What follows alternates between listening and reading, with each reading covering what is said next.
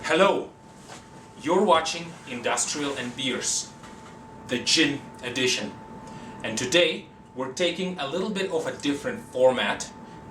Today I, Slava, will be conducting this conversation, and with me over here at Tripping on a Cable Studios is Shane Lawrence of Twitch, aka Twitch, and we today are talking about Shane's creative musical work with focusing on Twitch to celebrate 20 years of his act Twitch.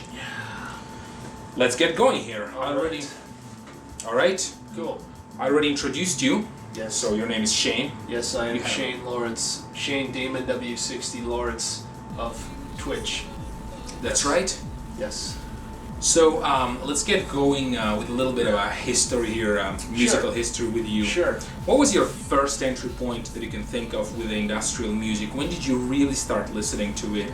And also, if you want to throw in some albums that were influential and important to you. So, I think where it started was, obviously it wasn't industrial first, but it was related to the industrial genre, which was White Zombie.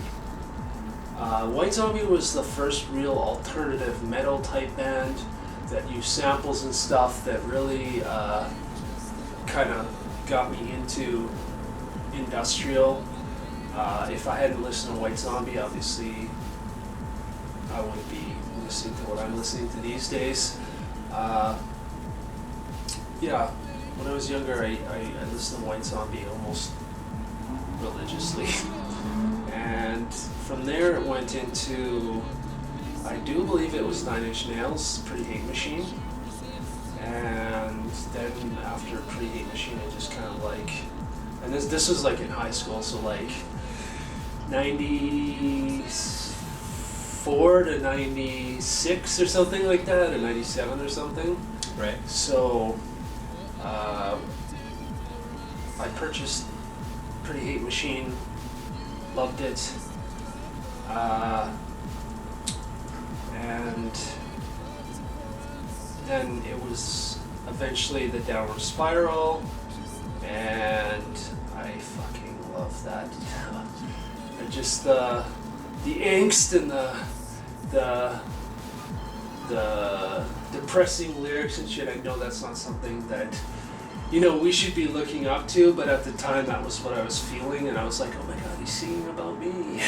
Many at the time, I believe, many influential musicians and people just who touch music and who know about music in one capacity or another can have a lot of things to say about that album. I believe it just turned 25, and a lot was said about commemorating that, and again bringing up the influence and importance of the Downward Spiral. So definitely Downward Spiral is a big one for you. I think a funny story is that I actually ended up purchasing Further Downward Spiral before Downward Spiral, and it was because somebody had turned on the Downward Spiral when I was hanging out with a bunch of friends. I'm like, this is fucking awesome. Look at the album cover. Yeah, it's Downward Spiral. Okay, cool. And then when I went to go buy the actually purchase the Downward Spiral, I was like, I can't remember what the fuck the album was called, but I remember there being a spiral on it. So I'm looking at these albums, and I'm like, yeah, there's a coil, which was the frayed rope coil on the cover of Further Down the Spiral. It's like, yeah, I think this is it, Downward Spiral. Okay, sure. I remember purchasing it and then listening to it. I'm like, oh wait, this is not what I thought it was. But I ended up keeping it because I was like, you know what, even though this isn't what I thought it was, I'll still keep it because this is actually pretty fucking good. And a funny story, the girl I was dating at the time, we were playing it in her living room, and her mom comes in and is like, you know what, this music, you must have had to take a lot of fucking drugs to write this kind of music. And I'm just like, well, obviously I didn't know Trent's drug, history, but I would assume that was probably what was going on. So yeah, anyway. And then from the then eventually the Downward Spiral, and then I just kind of went like to Ministry, and then White Zombie came out with their Astro Creep 2000 album, and it just kind of gradually spiraled from there, and then we ended up to being influenced so much by music in, I think it was 97 is when Twitch, when I got with my first band, which was Adam Hates You, and obviously Adam Hates You didn't become a thing because I moved here and it wasn't working out, and then when I moved here was when I started creating Twitch. So now to go further down the spiral, if you will, can you tell more about how you created Twitch and how you got into your own music writing and production in the first place? Yeah, sure. So basically I was living in Saskatoon. I had this band called Adams Hate You. We're jamming a lot, and we're just trying to mess around because we didn't really know how to play our instruments, and I was always trying to convince the band members to do live shows and stuff like that, and they're never they're never responsive to that, and they just didn't. I just couldn't seem to get them to work towards that, and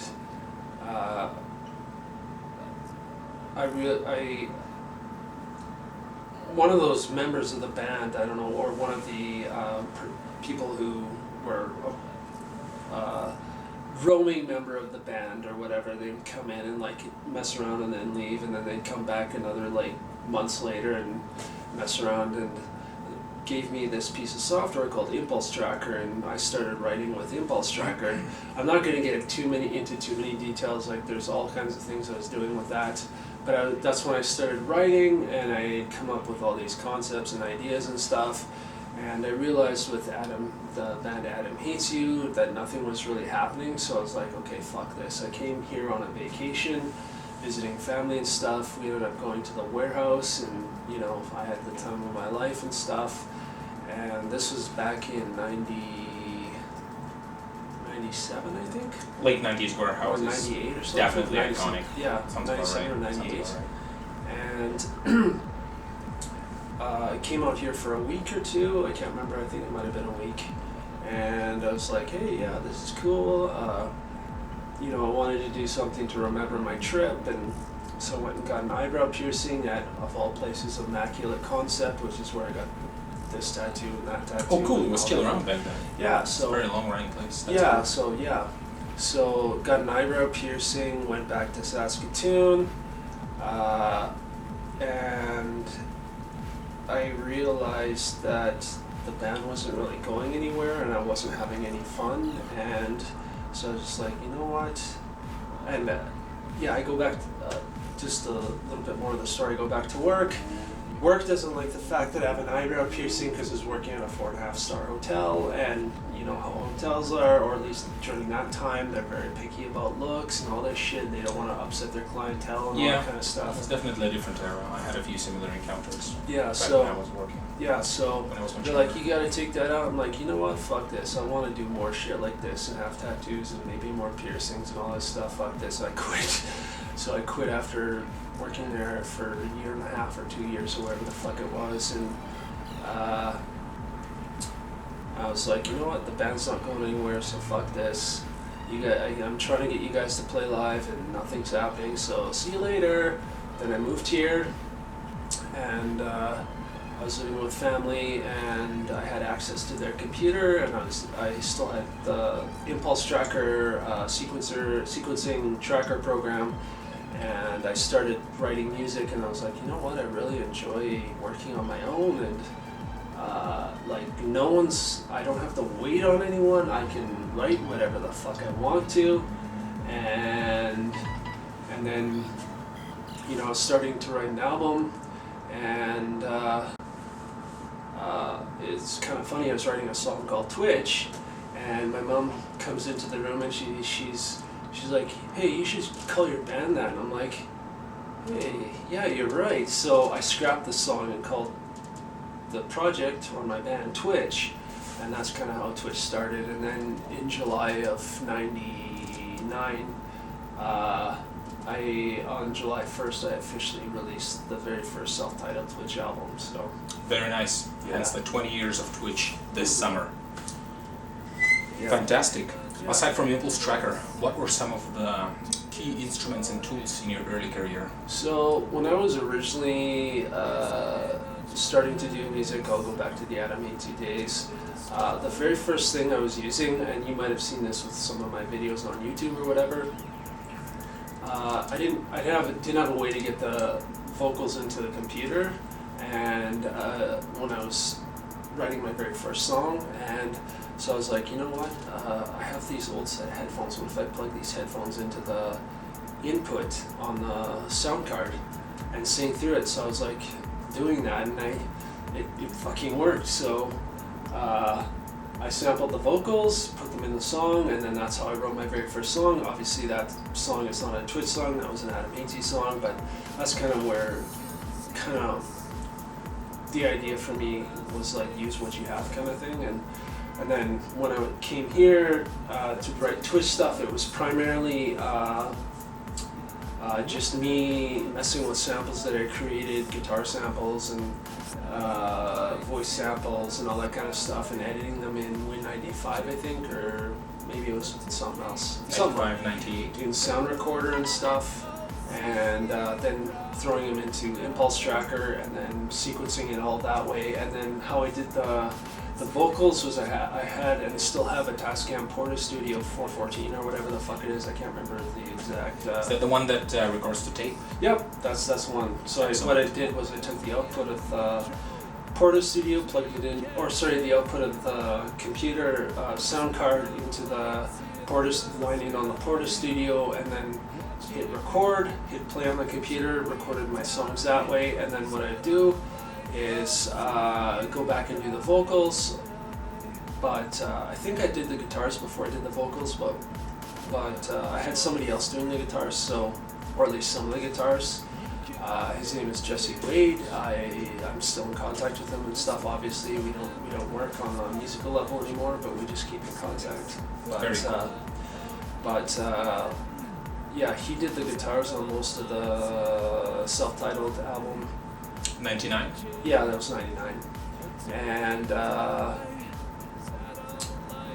yeah, there wasn't anything like really magical or anything spectacular that I was doing. I was just basically making samples and, sequencing them in the Impulse Tracker, and Jesse did guitars, and then I did vocals, and then, I might have distorted or affected my vocals with that guitar pedal, the Zoom 505 guitar or whatever the fuck it is, multi-effects pedal or whatever, because obviously I wasn't using Pro Tools or Cakewalk or whatever at the time, and I don't even know if that shit, there was shit that existed, but I didn't have access to it, so made do with what I had. It was definitely a different time. Yeah, and then recording and production technology. Yeah, and then I took the Porta Studio to master and mix down the tracks, and just plugged it into a stereo, and then fucked with the stereo EQ a little bit, and then hit record on the stereo, hit play on the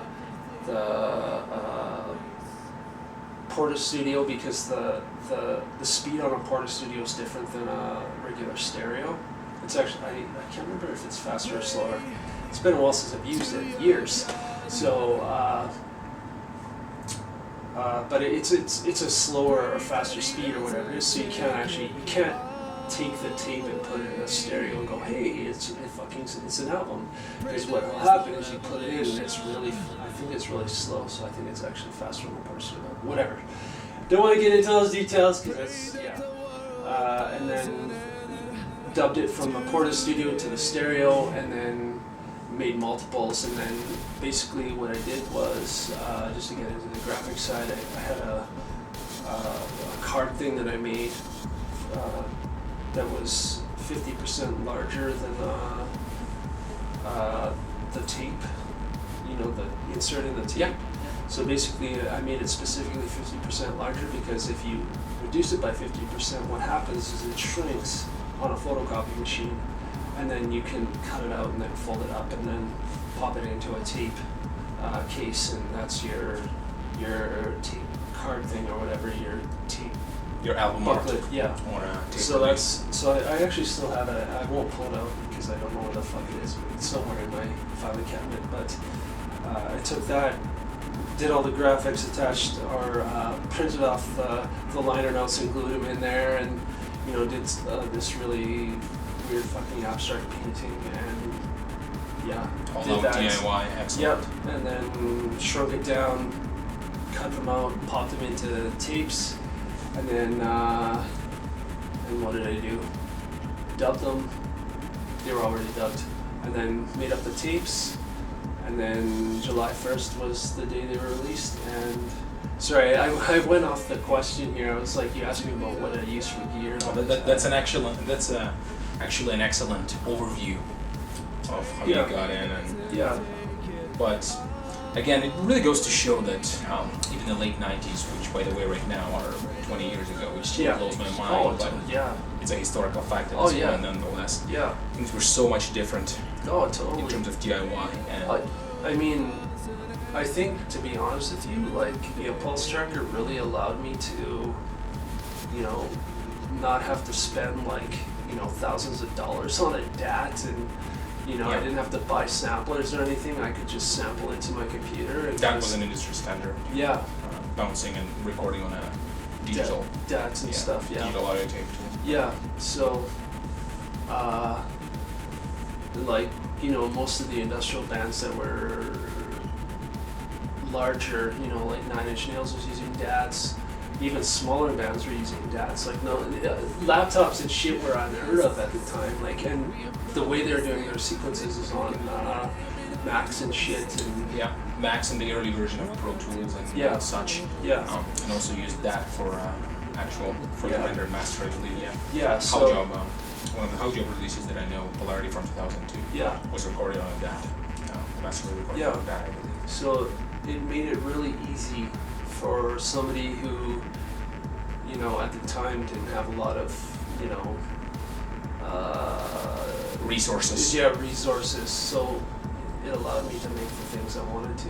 So, You got to work with what you got, right? Yeah, totally. That's excellent, man. Yeah.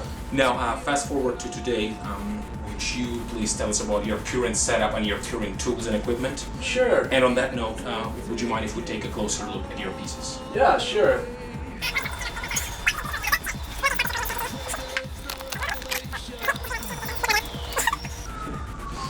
Ghetto setup, bitches. DIY. The spirit of DIY lives on. What was the question? Give us an overview of your current tools and setup. Okay. It's a mess here, but I have a laptop that I run my sequences for the live show. All my backing tracks and stuff. I have this connected to an audio MIDI interface, a Mo2 Ultralight MK3, and this is what's processing the audio from the laptop out to the PA system. I also use this for recording, so using FL Studio and shit like that, so for recording. The backing tracks I'm using currently Reaper. I also have this, which is a Yamaha EX7, which is a 64 polyphonic sampler sequencer. Digital synthesizer. And there's like 3 or 4 different types of synthesis in this. I'm not going to get into it because there's a lot. And there's an effects thing in here as well that you can fuck around with. I'm not going to turn these on because we won't be able to hear it anyway, but I also use this, the TC Helicon Perform V, for vocals, for live shows. I haven't used it for recordings yet, but obviously I intend on to. I also have this for recording, the SM58 or SM58. Obviously this is an industry standard as far as mic skill for live shows and stuff. There's bands that have used this, and which I use for recording as well. It's interesting that you use it in studio. Yeah. To be honest, over the years I'm kind of like, this wasn't the original mic I used when I first started. I still have my old mic, which is a Samson Q mic, which was the very first mic I purchased for rehearsing or jamming with my first band, Adam Hates You. and then I use that Samson Q mic up into the first 3 albums, Twitch albums, and then I don't know why I got a new mic. I think I just wanted this because I was like, yeah, Korn fucking uses this, so I'm like, Korn fucking uses it, I should use this. So I got this, and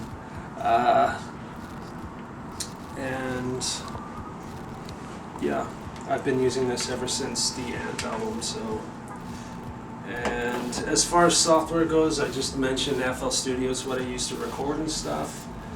My monitors, M Audio BX5s, and I've got a bunch of pedals and shit. I don't have to really fucking show them. My newest pedal is this Zoom G5N. The G5N is like a multi-effects guitar pedal. It's got a bunch of cool effects and stuff. I had to get this because my older pedal is kind of running out of juice as far as workability.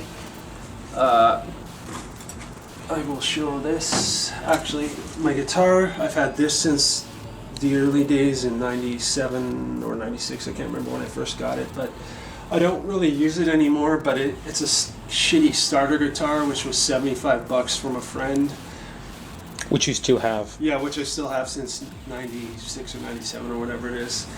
And there's this, which is a Tanker's Mask.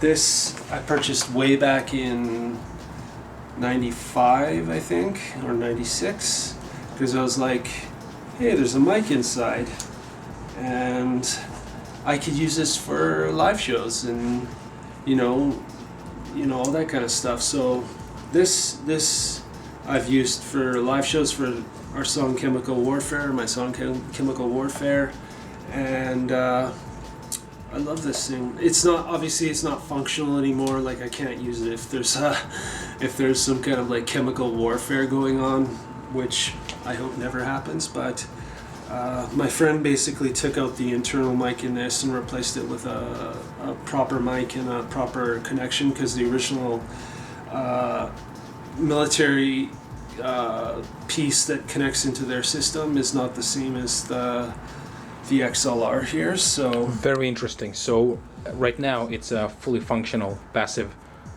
mic that you just run through the PA systems. So it has an XLR output. Yeah.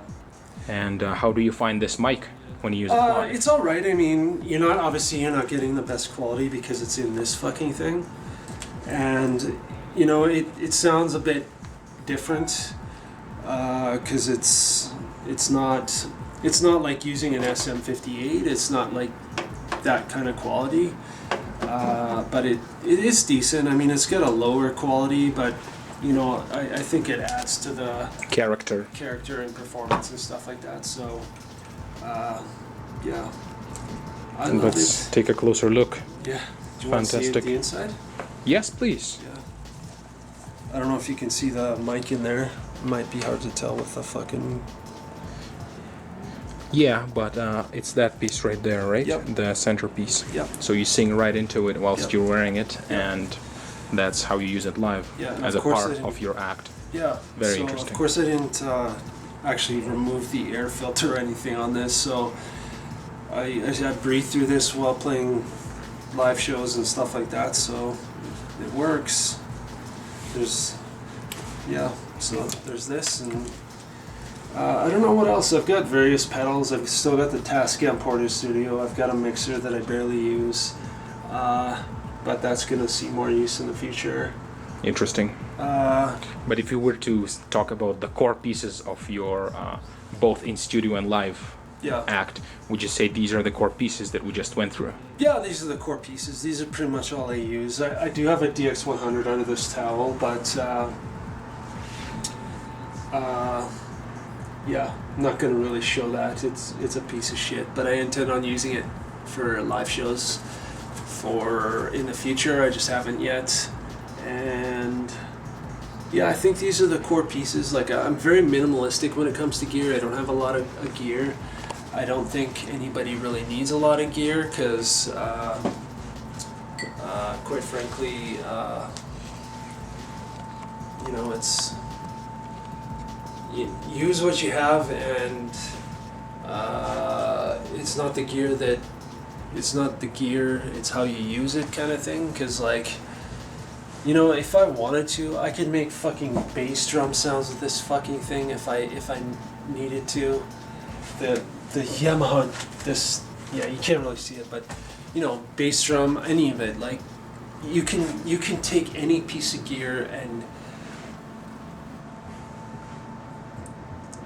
with smart sound design and, you know, or sampling or whatever it is, maybe not sampling because that's too easy, but with smart sound design and patch creation in your synths, you can basically create whatever fucking sound you want to. And if you can't, you just throw it into your computer, that initial sound that you've created with these, and manipulate it to a point where, hey, this is a bass drum now, or this is a snare, or this is a hi-hat, or this is a synth sound, or this is an ambient sound, or whatever the fuck it is. So, yeah. Very interesting. Yeah, these are the main pieces. This is all the main stuff. And I'm very, like I said, I'm very minimalistic when it comes to this shit. So. Well, thank you very much for your overview and thoughts on using various music gear. Yeah. Let's get back to the conversation. Sure.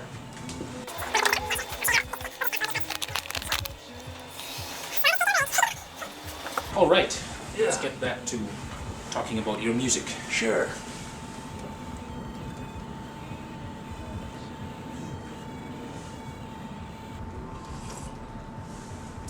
I don't know what Slava's doing.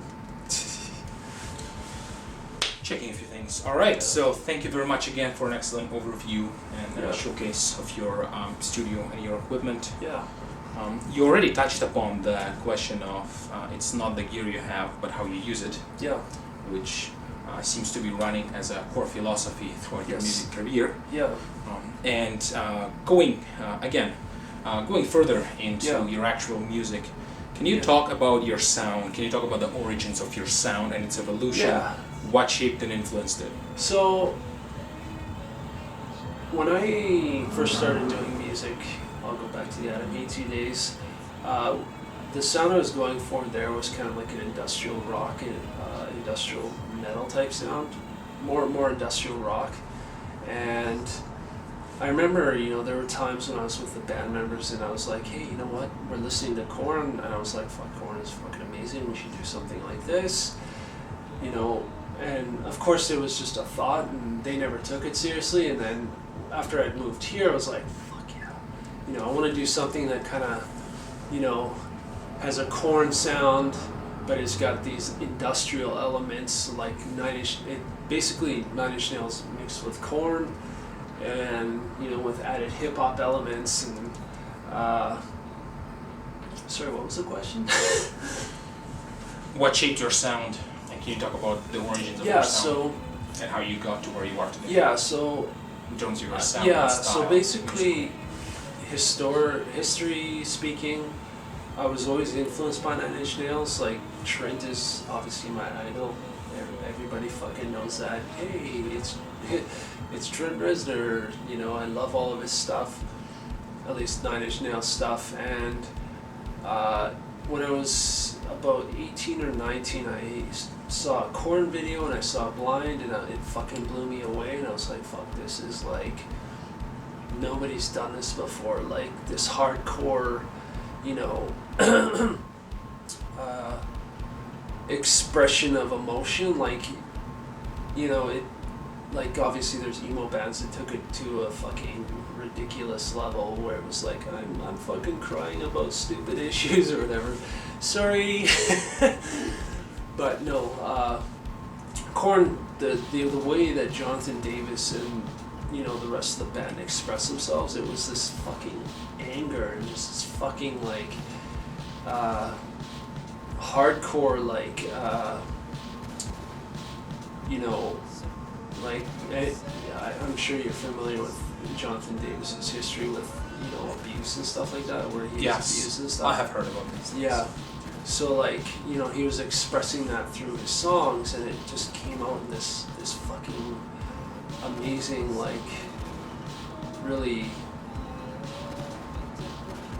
well, yeah, it just came out in such a way that nobody else was doing it. And that influenced me as well. And then that's when I was kind of like, yeah, I want to do something like Nine Inch Nails mixed with Korn, and then eventually I started adding more hip hop elements and stuff like that. Like the song Endless Ocean Blue is obviously more hip hop oriented and stuff, and maybe on this new album that I'm working on there might be some more of that kind of stuff too, but we'll see. But yeah, so I've always tried to stay with that sound. There was one album that I kind of veered away from it, which was TCP/IP. That album I don't know what the fuck I was thinking. I was like, yeah, I should do future pop because future pop is better than everything else. And I strayed from that original idea of, doing industrial metal hip hop and did this future pop kind of sound. I don't know if you've heard that album, but it's very like EPM or future pop or whatever it is. And, I thought it was better, and then after I finished with that album, I was kind of like, you know what, I made a mistake here. This is not what I want to do. I want to do the industrial metal hip hop stuff and go back to what I really wanted to do. And then I've kind of stuck with that sound. And obviously, even though I did that future pop EPM type sound with TCP/IP, it was still a learning process and all that kind of stuff. And obviously, some of that stuff has gotten into more recent songs and stuff like that. But I don't know. I don't know if there's really been an evolution musically. Like obviously, I've tried to have higher production values and stuff with the songs, but generally, other than TCP/IP, I've tried to have that industrial metal hip hop sound. And I've tried to get better at songwriting and all that kind of stuff, which I hope has happened. But as far as like, changing, like I'm not one of those people that generally goes with the trends and stuff. Like I kind of stick to my sound because I think that, well, it's just the sound I like. So, and yeah, I don't know if that explained. I don't know if that answers your question or not. So. Thank you. It does. Yeah. Yeah. Now, again, further elaborating on that, what would you say is? Can you give us an overview of what is your production and writing process is like? So basically, in general. Yeah, it depends because sometimes I'm in the studio and I'm like, okay, I'll start with a synth line or a bass line or a sample, and then I'll fuck with it, and then I'll add drums or this or that. I think it's very random, like, or sometimes when I'm traveling, I'll just start with a bass or a bass drum sound and just like, okay, this is the basic beat, and then I build a song around that. I'm trying to keep things random. Like there's some other things I want to try out with my sound production and writing and stuff like that. Like, yeah. Interesting. I don't have a set. The only thing that's set right now is the guitars. Like once everything is written, then I'll send it off to have guitars done. And currently, because the way we're working, myself and Elijah Hennig, who's your guitar player for your releases? Yeah, who's doing guitars for the last release we did in this upcoming album. The way I'm writing is getting everything done, all the drums, all the synth sounds, everything, and then I do the vocals, a rough vocal take, and then I send it off to him to have guitars done. He does guitars. He'll send me a demo, and I'll listen to it, see if anything needs to be tweaked, and then if nothing needs to be tweaked, I say you got the go-ahead to finish the guitars and clean it up and make it sound really good, and then he sends that back to me. Song's done. that's how it kind of works. And as far as like I had mentioned earlier, as the way songs start, there really is no formula or anything. I try not. That's good. Yeah, I try not to have formulas when it comes to starting or finishing music, because like, as everyone knows, funk or vocal is pretty pattern based and formulaic, and it's pretty fucking boring. So, because all their songs sound the same, and I try and stay away from that. So you want to have a consistent sound, but Yeah. you don't have an approach. Yeah. One approach. Yeah. So when it comes to I writing think, and creating yeah. music. Yeah, sometimes maybe it's a guitar line, maybe it's a drum track, maybe it's vocals, Maybe it's a bass line. maybe it's a bass line, maybe it's a synth sound, maybe it's a sample. It's just whatever inspires me, and I just go with it. And sometimes when I'm in the middle of writing, I'll be like, okay, well, this isn't working with the vocals, so I'll tweak this, and now it works with the vocals, and it just depends on what song it is, I think. So Yeah. Interesting indeed. Now, when it comes to distributing and showcasing your music, do you prefer to stay in studio or do you like to perform live? How do you see these two relating to each other? What does it mean for you? Okay, so I think for me it's both. I like being in the studio and I like performing live.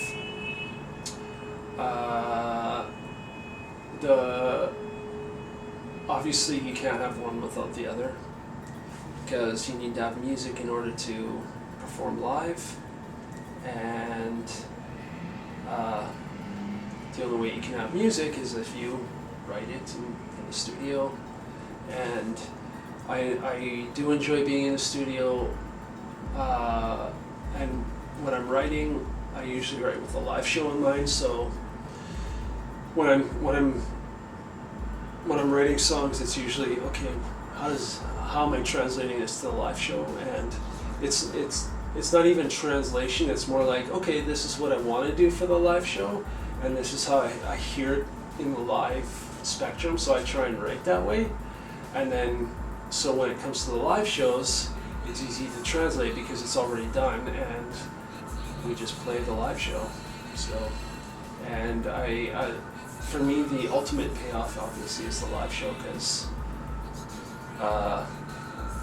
my goal has always been to do more of that, and if I can do as much of that as possible, that's what I want to do. But like I said, you can't have one without the other. So, Excellent. yeah. Now, can you tell us about your most recent release? Yes. What it's about? What is it? Sure. So the most recent release is Instructions to Your Revolution. Obviously, currently in the U.S. there's a joke of a president. At least I think so. Yeah. Yeah. And his VP is highly religious, and the current presidency wants to take things backwards regarding rights and all that kind of shit for everything, like women's rights, LGBTQI stuff, or just the racist bullshit. Like they want to take it backwards, and that's kind of what. Yeah, and it's not even just that. Like even here, like. Granted, the EP was written before this, but as you can see, we have a conservative premier in Alberta now, which is very concerning. He worked, I'm not going to mention his name, but he worked for Stephen Harper, and is a little bit more extreme than Stephen Harper in his views, so it's like very concerning when it comes to all those, women's rights and all that kind of stuff. There's been this emboldenment with white nationalists in the States, and you're even seeing it here. You're seeing it in the UK and shit. Nazi types, and that's kind of what the EP was about. Like Instructions to Your Revolution, the song itself is more of a positive reaction to that. Like, you know what? I'm never, in the lyrics, stomp, smash, crush, all the negativity, which is, it's, I don't think the world is gonna survive if we're fucking negative. If we're negative, you'll bring that negativity on you, and it'll just create more fucking problems and stuff. And I believe the only way to walk through or go through any situation is to think about life and things positively and with optimism, because if you're thinking negatively, you're just gonna go, oh, this is gonna be bad, this is gonna be bad, this is gonna be bad, and then of course it's going to be bad because you're starting to think it's gonna be bad, and that's. And the song "Try to Erase This" was basically about the current president of the U.S. They seem to want to have fake news and erase the past, and with all his emboldenment of white nationalists and Nazi types and stuff. And all I'm saying in "Try to Erase This" is, you're not going to take this away from us. We've learned this lesson, and you even fought against the fucking Nazis, like the U.S. president, not him specifically, but the U.S. They went to war with Germany in World War II, and I'm basically saying you can't take that away from us. You can't erase our history, because I remember, and a lot of other people remember, and you can't deny that this shit happened. So that's what I'm saying there. Yeah. Very, very relevant to the world today. Is there a certain message you're trying to convey with your songs or music overall? Yeah, so obviously I'm a very positive person. I'm very optimistic, and I think the world needs more of that. I think the scene, the goth industrial scene, needs more of that, because we're not going to survive if we don't have it. So I think if, like I said, if we think negatively, we're going to bring negativity and negative stuff onto us, and it'll just make everything worse. So I think the core message is positivity, and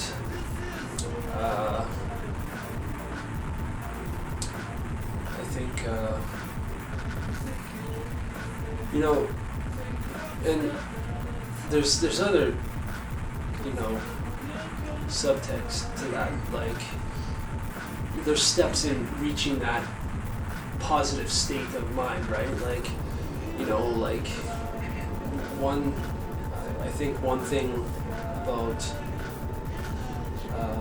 like in past music, I've always talked about like finding light in darkness and stuff like that, and what I'm trying to get across is that like darkness, it's there, but what's just as natural as darkness is if you go into the darkness, it's not just going to be darkness.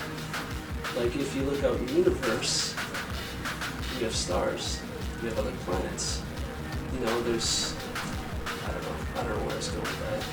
Finding light in darkness, it's natural, to be honest. I think once you've gone through the darkness, you either create a light inside, or you find a light. Because you know your darkness, and you come to recognize that there's more to you than just that. Yeah, exactly. So, thank you. Now, going to the modern world, I find it interesting that you have a very active YouTube channel. Yes. As we all know. Yeah. Now, can you tell us how do you use it to promote your music, and just in general, what do you think about the modern music promotion and the state of the music industry? Okay. That's a long fucking conversation, but you can give us the main points. Maybe in a nutshell, what you think, what you feel, how you feel. I think I enjoy the YouTube stuff. I enjoy, blogging and stuff. That's why I do it. Obviously, there's many different ways of doing it, and you know, obviously some things have worked for other people and other things have worked for other people. So I can't really comment on what works for everybody, because you know, everybody's different and everybody promotes differently, and yeah, some things work and some things don't. I think with the current music industry, obviously, you know, it's tough right now, at least it seems to be, because, you know, how do you get your music out there? And, you know, people aren't exactly buying albums these days, so, you know, how do you get your music out there, and how do you get it so people purchase it or stream it or whatever, right? And obviously the music landscape is very different from what it was in the early 2000s. Like, yeah, people were still buying albums, and then it kind of dropped off and everybody was going digital, and then vinyl came back, and even, I mean, it's not what it used to be like in the past, but Tapes. Yeah, tapes have come back sort of, but the tapes are more of like, yeah, this is neat to have, but it's not really, I mean, if you're a collector, sure, and that's the same thing with vinyl. If you're a collector, sure, but like as far as like CDs go, like, they're valueless, and even Bandcamp, I mean, and maybe it's the way that I'm marketing, or maybe it's the way things are. You know, it's, you know, Bandcamp isn't even seeing the thing success, or at least from what I've seen, you don't see a lot of people going out like they used to when they bought CDs and shit. But I think things are moving more into a streaming direction, to be honest. I think, because like, I don't know, you know, maybe you can sell albums, I don't know. I haven't given up on it. I think you just have to figure out what works for you, and right. Because like, you know, what works for one individual isn't going to work for somebody else, to be honest. And I know that seems weird, but it's the truth. Because like, you know, Caustic, like Matt Fennell, he does very well on Bandcamp apparently. He also has a Patreon, I think, as well, that he sells albums on. But, you know, he does okay. He obviously works a couple of different jobs as well on top of that, but, you know, it's worked out for him. And, you know, maybe it'll work out for you, maybe it'll work out for me, I don't know. Maybe it won't, but, you know, obviously you gotta do what works for you. So, I don't know how more into detail I can get with that. Like, it's really dependent on the individual and the band and stuff, because like, you know, maybe YouTube will work for me. I don't know. Maybe it won't.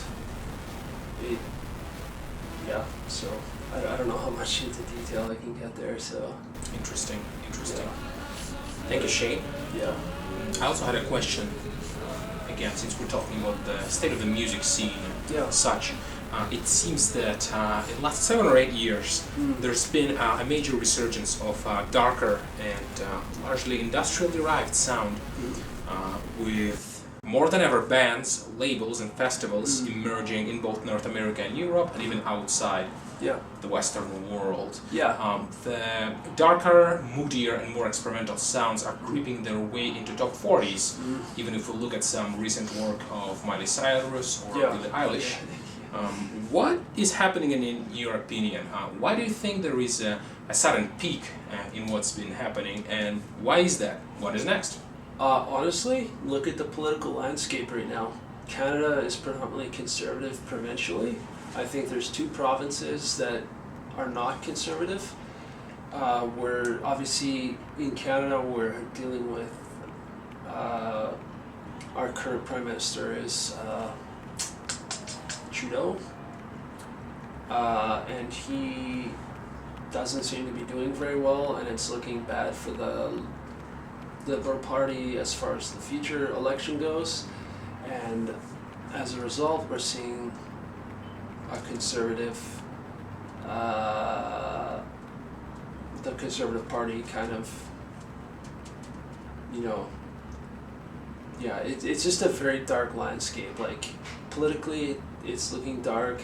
You look at the US right now, it's obviously dark. Like, fuck, like, you know, everybody's like, you know, yes, Trump is a joke, but at the same time, it's like, you know, he might say something that might cause a fucking war here. So there are deeper, more concerning things. And I think that might be an influencer on why things are going dark in the industrial scene and the goth scene, or in the dark scene.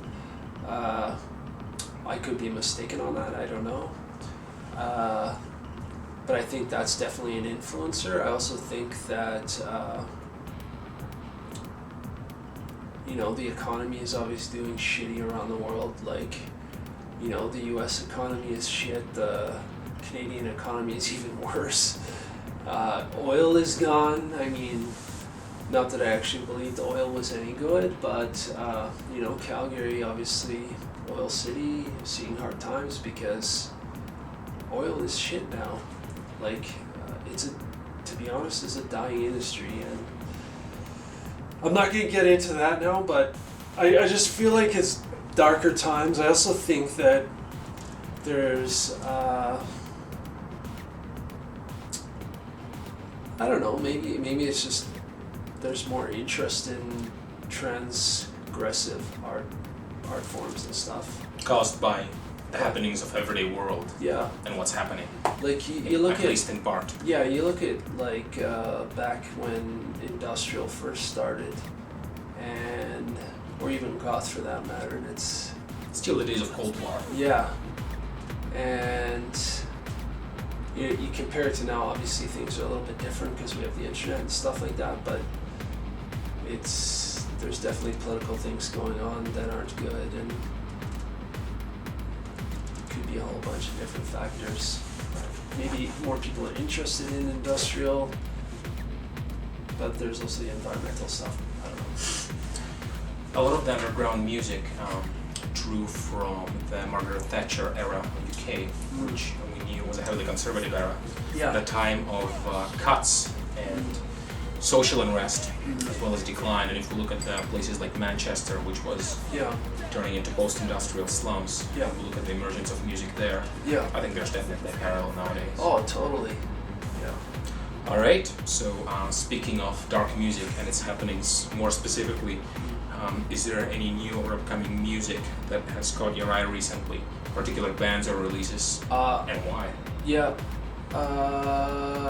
There's a lot. Perhaps just a few. Yeah, Odonis is a recent one, if that's how you pronounce it. Their music, I think lyrically is more post-apocalyptic, but it's still really fucking good music. I really enjoy it. The song off their latest EP, I can't remember what the EP's called, but the song The Rip is an excellent song. I just love the way that they vocalize in that song. What else? There's a lot of stuff, like, even, I know this isn't exactly dark scene or industrial music or gothy really, but the band Nightclub, I don't know if you've heard of them. Do tell. They're basically kind of like this dark pop type stuff. She did a cover of some Are You Gonna Go My Way by, I can't remember what the song was called. An In Excess song. I just can't remember what it was. Are You Gonna Go My Way? I don't know. Who else is really on my watch? The latest Aesthetic Perfection is good, but I've been following that guy for years.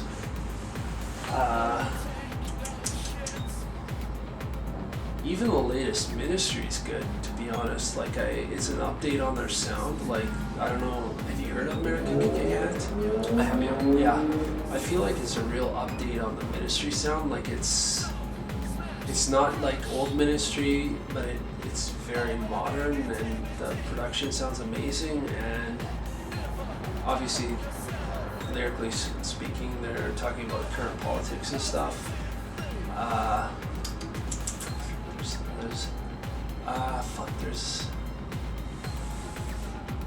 There's other stuff, but I can't remember right now. Now, to be more specific, is there anything that's exciting you in the music circles more locally?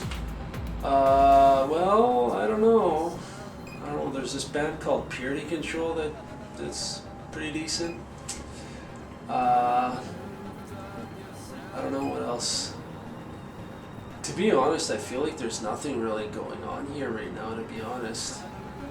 Like, there's your guys' stuff, Purity Control. Thank you. I do like that stuff. I do think you guys need to write goddamn more music. Yeah. But there's you guys. There isn't really a lot of stuff that I'm really into locally, to be honest. Like, obviously Brooke, Pandemic 9 is alright. But you know, there's that upsurge of post-punk that happened a couple of years ago. I don't even know what it is now. I mean, it might be still happening, but that was, I have to be honest, was more of a hipster trend thing, and I think that's why it kind of saw the upsurge. But there were some good bands that came out of that. I think, I can't name any of the local bands, maybe IWAS. They were okay, but I don't think they're doing stuff anymore. I just feel like there's not enough stuff going on right now. I feel like there's a lull right now, and I feel like obviously we're doing stuff, and you guys are sort of doing stuff, and you know, Brooke is doing Pandemic 9 and stuff, and there's Scott Partition Route. I have to be honest, not really into it. They kind of, but it's good. It's well produced. I'm just not really into it. I would say though that if I were to compare them to anyone, they're like a polished digital winter, to be honest. That's kind of the vibe I get from them, but I don't know. Interesting. Actually, they're all right. I mean, the guy wears masks on it during his stage show and stuff, so that's kind of cool, I think. But they're in the end, I feel like there's not enough stuff going on here. I just feel like there needs to be more, and like the two or three, maybe 4 active bands. You know, there's you guys, there's us, there's Skull Partition, there's Pandemic 9, but there's like, and there's the occasional like post-punk band that pops up here or there, but it's like Melted Mirror or something, but to be honest, I'm not really interested in that stuff either, so at least right now I'm not. It's gone more of a pop direction almost, but yeah, I don't know. I don't know what's interesting me lately, at least locally. I just feel like there's not enough stuff going on, and there's not enough shows happening. There's, you know, obviously we saw those venue closures and shit, so there's less shows happening regarding our scene, as far as our scene goes, and it's like, you know, we're having to compete with other bands and other venues and other scenes because, you know, obviously because every other band is trying to book at these venues that we're trying to book at, and in the end, who's bringing in the people, you know what I'm saying, so. Right. Yeah, anyway. Any other general things to say? What you got? We got an album coming out maybe in the fall. Do tell. I don't know if I want to get into details yet. It's almost done. I'm just waiting on guitars, and I'm hoping to release it in the fall, and then doing a shitload of shows in promotion of that. We're working on some video stuff at the end of this month, and I'm hoping to release that around album release time. I've got the 20 Years of Twitch stuff that I'm working on.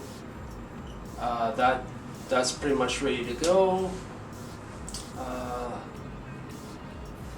That's 20 years of Twitch. Excellent. Yeah.